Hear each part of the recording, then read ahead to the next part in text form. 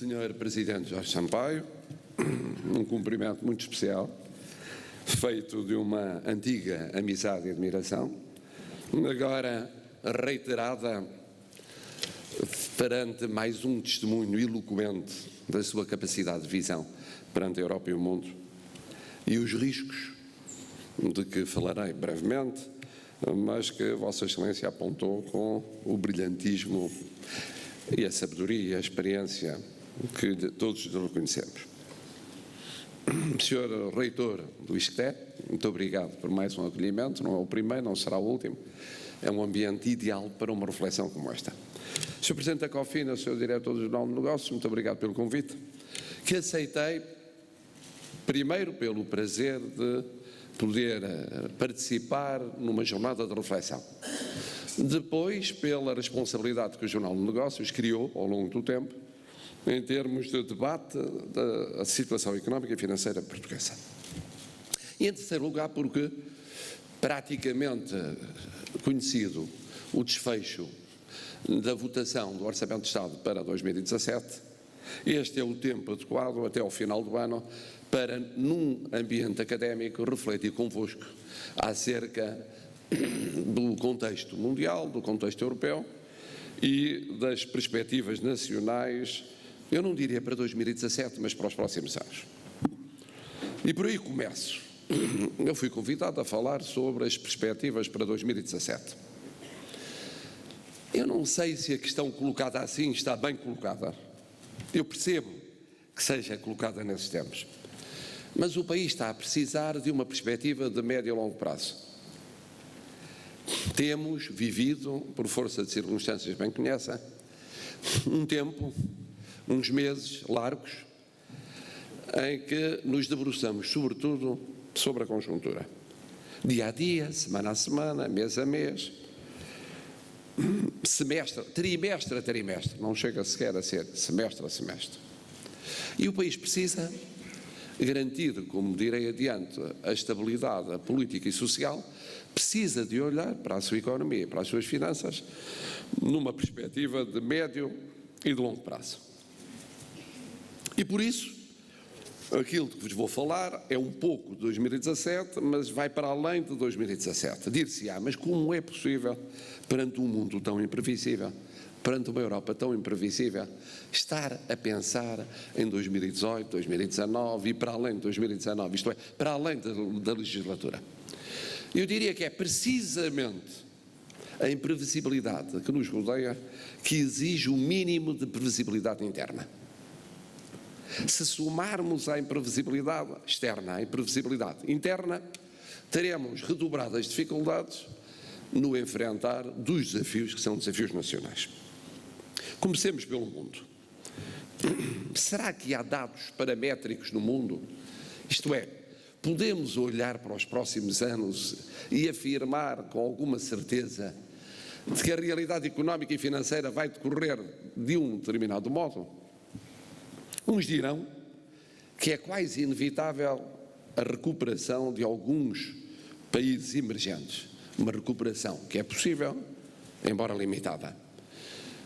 Que a China entrará em velocidade de cruzeiro, que a Índia continuará a ter a sua economia em boa velocidade. Mas é muito difícil ter posições muito claras relativamente à nova administração norte-americana. Os primeiros sinais são sinais de algum isolacionismo económico, ou pelo menos de algum protecionismo económico.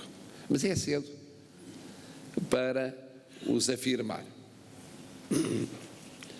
A posição de princípio perante um tratado internacional laboriosamente construído relativamente à área do Pacífico parece apontar para algum protecionismo económico. Isso terá consequências no comércio internacional, terá consequências na posição de outras economias dessa área e para além dessa área. O que é que nós podemos esperar? O que é que nós podemos desejar? O que podemos desejar é que os Estados Unidos da América, com grande potência que são, com uma sabedoria histórica, com uma experiência política, económica e social, continuem atentos ao mundo, empenhados na paz, no desenvolvimento, no comércio, que compreendam a importância da União Europeia como um aliado fundamental, em alguns aspectos insubstituível, e que o seu relacionamento privilegiado com o Reino Unido não significa menor atenção à União Europeia. Isso é o que podemos desejar. Admito que seja muito difícil ir para além deste traçado necessariamente genérico em termos de contexto económico internacional. Quanto à União Europeia, já aqui foi dito, o ano é muito complexo. É muito complexo porque neste ano teremos entre referendos e eleições vários dos países, várias das economias fundadoras das comunidades europeias a conhecerem vereditos internos que não são irrelevantes. É o caso da Itália, é o caso dos Países Baixos, é o caso da França, é o caso da Alemanha. E teremos depois esse desafio longo, duradouro e complexo que se chama negociações com o Reino Unido. Porque, sob o nome de negociações com o Reino Unido, nós encontramos realidades muito dispares. A primeira realidade é a avaliação do custo da decisão referendária. É um ponto autónomo. A segunda é o estatuto dos britânicos que residirão no período em que o Reino Unido continuará a pertencer à União Europeia durante 2 anos, no espaço da União, e dos cidadãos da União que residirão no Reino Unido. Terceiro é o conjunto de litígios pendentes nos tribunais europeus. O quarto é o acordo transitório, com a vigência de 2 anos, celebrado até à conclusão das negociações quanto a um acordo definitivo. Há acordos bilaterais, como o da Noruega, mas será que o contexto permite que o acordo com o Reino Unido seja semelhante ao acordo com a Noruega? E o quarto e último será o acordo definitivo, porventura ajustado no final do período de 2 anos, se não depois. São 4 realidades diferentes. E não é líquido que as duas partes tenham sobre as 4 realidades posições muito próximas. Se somarmos a isso que a União Europeia tem, neste momento, a atravessá-la, um conjunto de questões em que se incluem a política de segurança, o relacionamento com os vizinhos, nomeadamente a Federação Russa, a situação no Norte de África, no Próximo e Médio Oriente, as decorrentes migrações e situação dos refugiados. Tudo isto a provocar debates que não são menos intensos do que os debates económicos e financeiros. Temos uma agenda num período atravessado por referendos e eleições que constitui um forte desafio à União em que nos integramos e queremos continuar a integrar. O que é desejável? O que é desejável é que a União Europeia saiba liderar os acontecimentos e não ir a reboque dos acontecimentos. Ultrapassar velhas e novas clivagens no debate destas questões. Conduzir em unidade o processo negocial com o Reino Unido. E mostrar uma capacidade para enfrentar todos estes problemas à altura do peso que deve ter no mundo. Porque o mundo precisa de uma União Europeia forte. No seu equilíbrio global, precisa de uma União Europeia forte. E Portugal? Se quiséssemos ser simplistas, diríamos que Portugal deve, desde logo, manter o adquirido bom e mudar o que subsista de negativo, insuficiente ou incógnito. Todos temos a noção de que o ano de 2016 foi iniciado num quadro de perspectivas tendencialmente negativas. Duvidava-se da estabilidade política, questionava-se a estabilidade social, perguntava-se quanto tempo duraria o Executivo, não sabia exatamente qual seria o desfecho relativamente aos 2 orçamentos que seria necessário fazer aprovar este ano, e muito menos se podia conjecturar como evoluiria a economia portuguesa. E recordando o início do mandato presidencial, quer cá dentro, quer lá fora, mais depressa encontrava céticos do que otimistas, pessimistas do que crentes. E mesmo uma das dificuldades do novo presidente era tentar explicar a observadores e a agentes influentes económicos e financeiros que essa perspectiva negativa não era inexorável. O que mais se discutia era o momento da crise política subsequente. Seria na primavera, seria no verão, não, seria um pouco mais tarde no outono, ou chegaria no inverno. E por aí passava naturalmente não só um conjunto de decisões económicas e financeiras, mas também a avaliação que era feita interna e externamente acerca do país. Ora bom, conseguimos garantir a estabilidade política que se considerava questionável. Estabilidade na existência do Governo, estabilidade das relações entre o Governo e a Assembleia da República, com uma fórmula governativa particularmente complexa e nunca ensaiada em Portugal, na cooperação institucional entre o Governo e o Presidente da República, na preocupação de garantir um relativo apaciguamento no quadro das forças políticas em presença, no reajustamento da oposição, ela própria saída do Governo para uma situação diversa. E eu não vos escondo que tendo tido a experiência de protagonizar numa outra vivência política a liderança da oposição depois de 10 anos do Governo, tinha e tenho a noção exata da complexidade desse reajustamento. E essa estabilidade que é desejável e que o Presidente da República tudo tem feito para que se mantenha, na área do Governo como na área da oposição, no plano dos partidos como no plano das suas lideranças, em ambos os casos é bom para o país.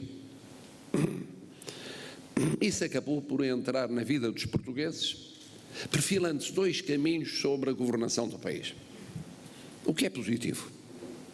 Neste momento, tudo o que seja configurar um centrão artificial imposto na governação do país seria pouco clarificador. O clarificador é conhecer-se exatamente aquilo que é proposto por cada uma das fórmulas governativas que no momento existem e que podem existir e desejavelmente deveriam existir até ao fim da legislatura. Por outro lado, viveu-se um período de estabilidade social, dir-se-á, largamente tributária do relacionamento privilegiado existente entre alguns parceiros económicos e sociais e a área do Governo, porventura. Mas o que é facto é que, em termos de greves e absentismo, se viveu um período que não veio agravar a complexa situação política, económica e financeira de que se partia. E essa autoconfiança social, essa distensão, que não escondi ser um dos objetivos do mandato presidencial, essa ultrapassagem de crispações, entrou na vida dos portugueses. E ainda bem que entrou na vida dos portugueses, porque inevitavelmente haveria conflitos políticos e tensões políticas e partidárias. E essas eram inevitáveis. bom era que não se juntasse a essas tensões a tensão social. Claro que quer o processo de estabilização política, quer o processo de estabilização social foram processos lentos, foram processos complexos e difíceis de pilotar, mas superaram as expectativas. E estamos quase no fim do ano 2016, podendo dizer que esses problemas que eram aparentemente inultrapassáveis em fevereiro, março deste ano, foram razoavelmente ultrapassados. Depois havia uma outra questão: saber se a solução governativa se iria ou não ater ao rigor financeiro, que era um compromisso europeu. E um compromisso fundamental em termos de não só credibilidade interna e externa do país, mas de capacidade de gerar condições para poder enfrentar a situação económica. Também isso era uma incógnita. A quando das negociações do orçamento para 2016, também muito se especulou sobre se uma divergência acerca dos caminhos da política europeia não iria toldar a feitura do orçamento e retirar visibilidade àquilo que era fundamental, que era prosseguir o caminho do controle do déficit, essencial para o não menos imperioso controle subsequente da dívida pública. O que é facto é que foi aprovado o orçamento para 2016, a sua execução mostrou até agora que tem acompanhado aquilo que foi o compromisso essencial assumido perante as instituições europeias. Estamos a poucos dias da aprovação em votação final global do orçamento para 2017. Dá sequência a essa tendência o contexto europeu de um lado, e estes sinais permitiram que o espectro da aplicação de sanções relativamente ao ano anterior, aliás, espectro totalmente injusto, e que o espectro da suspensão dos fundos não conhecessem concretização. E o que é facto é que, fruto do que é uma orientação de regime, assistimos a uma redução do déficit de 11,2% em 2011 para 2,5% em 2016 e um compromisso de redução significativa para 2017. Tudo vivido num quadro complexo que envolvia o país vizinho, que tinha ele próprio uma situação política particularmente indefinida durante um determinado lapso de tempo. Ao mesmo tempo, o desemprego conhecia números como 10,5% no terceiro trimestre de 2016, vale a pena recordar que eram 17,5% no primeiro trimestre de 2013, a balança corrente e de capital, dados positivos por comparação ao longo de vários anos, praticamente 4 anos depois de um déficit anterior significativo, o que mostra que há dados da nossa política financeira que têm de ser de regime, que implicam políticas consistentes, para além dos governos de cada momento, e que esse dado adquirido, que é um consenso de regime não explícito, é fundamental para a sociedade portuguesa. Pode haver caminhos diversos na forma da concretização, mas tem de haver a percepção clara de que há pontos comuns e que esses pontos comuns acabam por integrar mesmo aqueles que, à partida, se diria estarem muito afastados da aceitação desses compromissos europeus. E esse é outro dado positivo destes meses. É ser possível integrar no sistema, ao menos num quadro conjuntural, realidades políticas que partiam de posições assistemáticas. Naturalmente que aí surgia um outro problema, que era o de saber, primeiro, se esta política financeira era sustentável e, segundo, se tinha virtualidade só por si para gerar a confiança indispensável ao crescimento económico.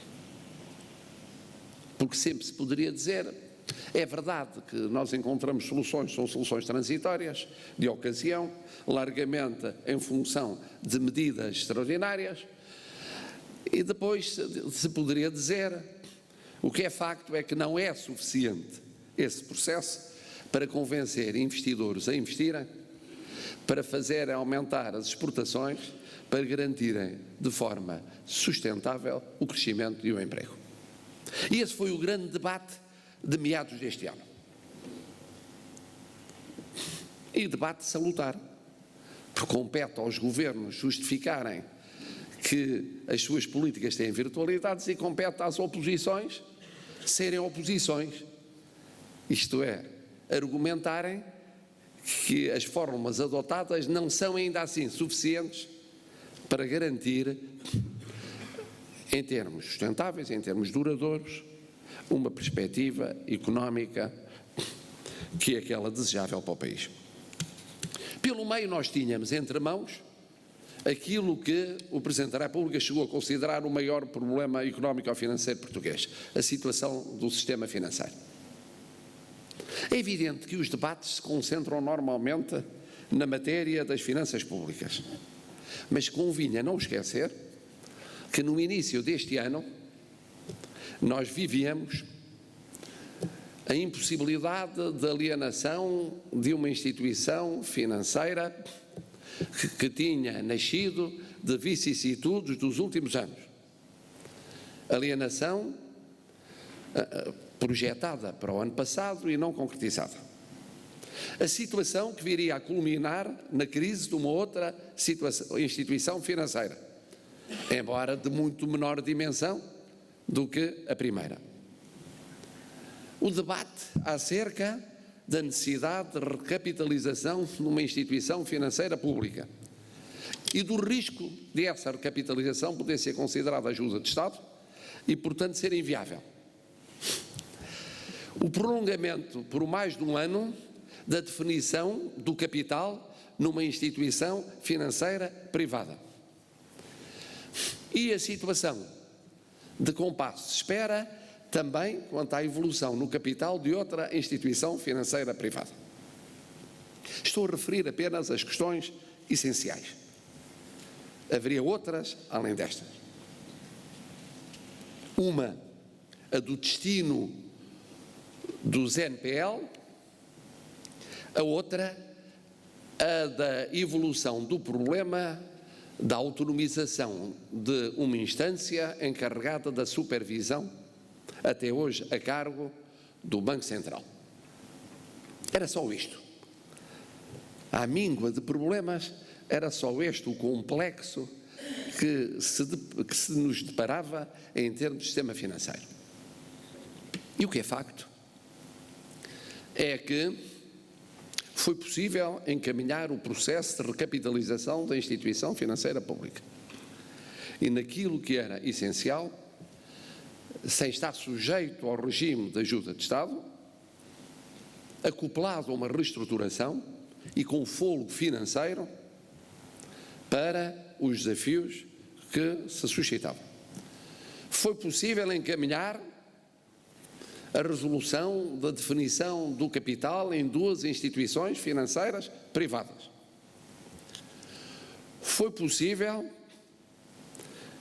começar a estudar e a preparar o encaminhamento dos dois últimos problemas que referi, NPL e futuro reajustamento orgânico quanto ao papel que deve ter o Banco Central e a nova instância ou instituição que venha a ser criada. E, finalmente, segue os seus trâmites, aquilo que se deseja que venha a ser objeto de decisão não retardada quanto à alienação da remanescente instituição financeira que continua sob responsabilidade pública, no sentido amplo do termo, e que constitui uma outra peça pendente no quadro do sistema financeiro português. Tudo isto ocorreu no espaço de meio ano. Estamos longe ainda do termo da consolidação do sistema financeiro, faltam-nos alguns meses, sobretudo para vermos os efeitos das modificações, algumas delas estruturais, introduzidas, mas o caminho foi sendo feito. Um caminho muito difícil. Algumas vezes eu ouvi críticas à preocupação do Presidente da República sobre esta matéria. Mas algum Presidente da República consciente poderia manter-se alheio ao principal problema económico e financeiro português? Poderia deixar de dar o seu contributo no quadro dos poderes constitucionais, nunca os ultrapassando, para a resolução desses problemas? É impensável. Seria uma irresponsabilidade. E por isso, também aqui, curiosamente, se foi delineando um consenso de regime. Muitas vezes mais por aceitação, um consenso tácito, do que por atuação. Mas o que é facto é que as mais diversas forças políticas, mesmo aquelas que tradicionalmente tinham uma posição considerada assistémica, aceitaram a premência do problema, a necessidade da sua resolução, não suscitando questões que constituíssem um ruído evitável num processo particularmente melindroso. Sobretudo se pensarmos que ele decorria num quadro de um contexto europeu, e aqui já foi referido um exemplo, que conhecia outros problemas noutros sistemas financeiros de países membros da União Europeia e da zona euro. Bom, chegamos à questão do investimento e do crescimento sustentados. E por que não dizer também das exportações, sobretudo pensando nas exportações com o maior valor incorporado. Todos nós sabemos que a confiança é um bem crucial. E é um bem crucial para, nomeadamente, o investimento. E é um bem volátil. É difícil de criar e rapidamente se dissipa. E essa confiança, num contexto internacional de grande indefinição e imprevisibilidade, torna-se mais difícil. E era muito difícil no arranque desta fórmula governativa. Não há que como negá-lo. E, portanto, teve de ser conquistada passo a passo, com extrema dificuldade no início. Temos agora perante nós, nos próximos anos, várias decisões de investimento importantes. Algumas já anunciadas, ainda recentemente no plano da indústria, numa das indústrias existentes em Portugal, uma aposta crescente numa inovação tecnológica. Até ao fim do ano, o Sr. Primeiro-Ministro e eu próprio estaremos noutra grande unidade industrial para testemunhar o arranque de um modelo que vai, a partir do ano que vem, espera-se, representar um reativar em termos de produção num setor sensível e que tem provado bem no nosso país. Foi possível ter a atividade de refinação outra vez em velocidade de cruzeiro, depois de um período que sabia que seria sempre um compasso de espera. Há decisões de investimento conhecidas, inicialmente prevista para 2019, mas que algumas serão antecipadas para 2017 e 2018, quer no setor industrial, quer nomeadamente no setor de serviços, da grande distribuição. E, portanto, aqui o que há que não só esperar, mas construir todos os dias é confiança. Construir confiança. O mesmo se dirá em matéria de exportações. Há aí uma linha que tem de ser uma linha de regime, de abertura a novos mercados, de atenção a novos mercados, com a preocupação adicional de compensação de mercados tradicionais que conhecem uma crise e que penalizou bastante as nossas exportações, nomeadamente no início de 2016. E essa continuação em termos de exportações tem que ser uma linha estratégica do país. E depois temos, já aqui foi dito pelo Sr. Presidente da COFINA, temos um ano turístico e digital excepcional, que é também um exemplo de política de regime. Tivemos a Web Summit, porque foi preparada a Web Summit, mas também porque foi dada sequência àquilo que foi a preparação do governo anterior. Tivemos turismo por razões internacionais, sem dúvida, mas também porque foi criado um contexto favorável, uma imagem favorável do país, não apenas em relação ao turismo clássico, mas ao turismo com investimento, nomeadamente imobiliário. E essa é uma linha de regime que deve prosseguir. Temos problemas. Temos o problema da formação de poupança. Continuamos com uma taxa muito baixa, 4% para 11% na média da zona euro. Temos problemas ainda no rácio da dívida pública em relação ao PIB. É um problema pesado, é um problema antigo, mas é um problema pesado. É verdade que a própria gestão da dívida pública, numa orientação que já vinha do passado, no sentido de substituir prazos e de baixar os juros, momentaneamente iria provocar uma subida do montante de dívida pública. Mas é preocupante e deve preocupar-nos. Temos o fim da consolidação do sistema financeiro, que é uma luta de todos os dias. Só quem não está envolvido nessa luta, que envolve, como sabem, parceiros como a Comissão Europeia e o Banco Central Europeu, para além das idiosincrasias nacionais, e em cada esquina encontramos uma idiosincrasia nacional, só quem não acompanha essa realidade todos os dias é que não tem a noção exata da complexidade do processo. E agora perceberão, de tudo aquilo que vos disse, porque a importância dos consensos de regime. Porque se ultrapassarmos a espuma do debate que é útil entre fórmulas governativas diferentes, umas com acento mais social e, sobretudo, com maior preocupação imediata da reposição de rendimentos atingidos, outras com uma visão mais diferida nessa reposição, umas com um papel interventor por parte do Estado em matéria social mais acentuado do que outras. Para além dessas diferenças, ao fim e ao cabo, é muito do essencial, o que prevalece é a convergência de regime. É a convergência de regime que tem de prevalecer no domínio da política externa, no domínio da política europeia, no domínio da política de defesa, no domínio do essencial da política de finanças públicas, no domínio do essencial da aposta em termos de criação de confiança para investimento e para exportações, no domínio da consolidação do sistema financeiro.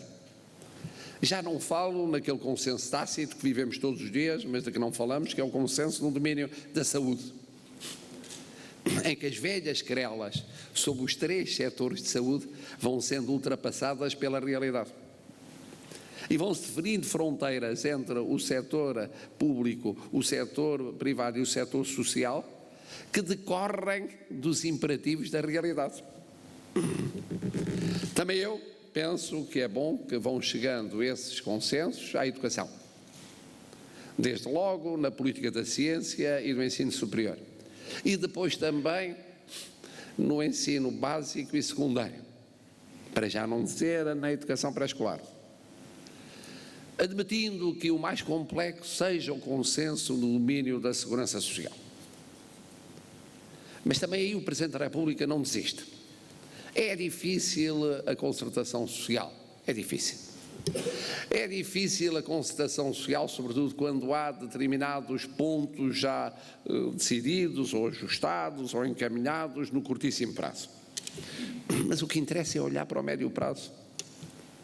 E a médio prazo a concertação social não se faz apenas da discussão sobre um ponto social, seja ele salarial, seja ele laboral, seja ele de formação profissional, seja ele de afetação de fundos europeus, seja ele de quadro institucional, não se faz. E os parceiros sociais são os primeiros a perceber isso. Porque a mudança na economia portuguesa e na sociedade portuguesa foi tão acelerada que o pior que poderia acontecer aos parceiros sociais é ficarem divorciados das bases. É a realidade de caminhar e de repente descobrirem que o poder de mobilização efetiva não corresponde àquele que existia há 10, há 20 ou há 30 anos. Porque os problemas são outros. Porque a realidade económica e social é outra. E ter a noção disso implica valorizar a concertação social. É sempre muito tentador, nós sabemos, com todos os governos, haver parceiros privilegiados. Com todos os governos acontece isso. Mas é uma ilusão de curto prazo. Quem é privilegiado no momento deixa de ser no momento seguinte. Quem é, de alguma maneira, menos privilegiado no momento passa a ser privilegiado na fase subsequente. E não há nada de mais transitório em democracia do que os presidentes da República e os governos e as maiorias parlamentares. Essa é a diferença em relação às ditaduras. E ter a noção dessa transitoriedade ajuda imenso a compreender o que é essencial para um projeto nacional. Aquilo que nos é exigido agora, nesta fase em que entramos, depois do fim do Império, depois da transição subsequente, que foi a Revolução e o pós-Revolução, depois da mudança económica que se assistiu com as reprivatizações, agora neste quadro globalizador, que é completamente diferente, aquilo que nos é exigido é ter a visão de um projeto nacional perante a nova realidade económica, financeira e social portuguesa. Completamente diferente, até a imigração é diferente. É uma imigração de mais curto prazo, de ir e vir, em muitos casos mais qualificada, e portanto que tem uma posição diferente na circulação do mundo, daquela imigração que conhecíamos de há décadas. Por isso os acordos explícitos ou implícitos de médio prazo e o fortalecimento dos parceiros políticos e sociais é crucial. Dos parceiros políticos, um Presidente da República não pode desejar mais do que ter parceiros políticos fortes, todos fortes, na área do governo e na área da oposição. Quanto mais fortes forem, mais hipóteses têm, em todas as circunstâncias, de enfrentar os desafios políticos que suscitarem ao país. Ao mesmo tempo de criar, entre eles, no essencial, as condições para um projeto nacional que seja sustentável. E o mesmo de se tirar dos parceiros económicos e sociais. Em suma, a razão por que, no fim destes meses, entendo que foi possível enfrentar uma situação extremamente complexa, politicamente falando, financeiramente falando, socialmente falando, economicamente falando, e ir abrindo nesgas, e depois que se converteram em caminhos, ir fortalecendo esses caminhos para o futuro. E a razão pela qual esse processo vivido, estando nós a chegar ao termo de 2016, nos oferece condições que não existiam no início de 2016, para começarmos a encarar com outra perspectiva o futuro. Isso é razão para aquilo que eu tenho chamado um otimismo realista, ou moderado, que é um otimismo que se baseia sobretudo na capacidade dos portugueses. Porque houve mérito dos governantes? Houve. Houve mérito das oposições? Houve. Houve méritos dos parceiros sociais? Houve. Mas houve sobretudo méritos portugueses.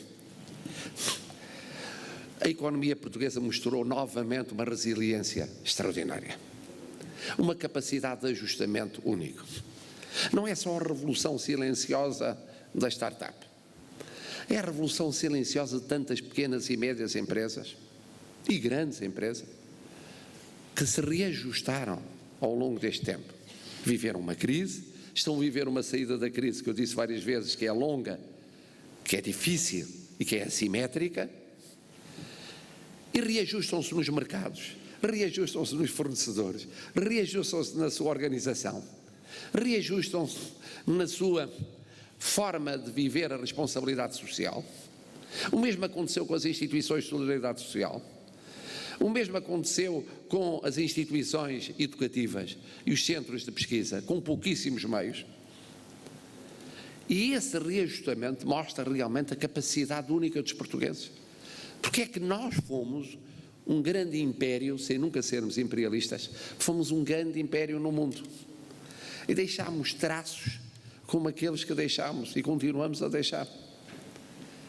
E foi isso que nos permitiu ter uma vitória, que foi a vitória do secretário-geral das Nações Unidas, que mais do que uma vitória portuguesa foi uma vitória para as Nações Unidas. É evidente que é uma personalidade invulgar. Eu disse e repito, invulgar na minha geração e invulgar em termos genéricos.